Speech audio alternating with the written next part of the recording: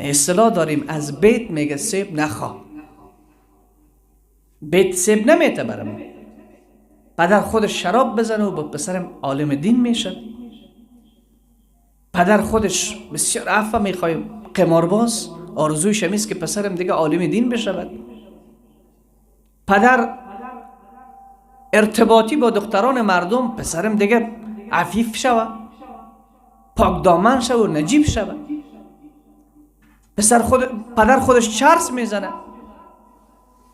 پدر لقمه حلال و حرام نمیگه، در یک معاملیش 10 بار قسم میخوره. باز او آینده فکر میکنه من یک فرزند خوب در جامعه تقدیم بکنم.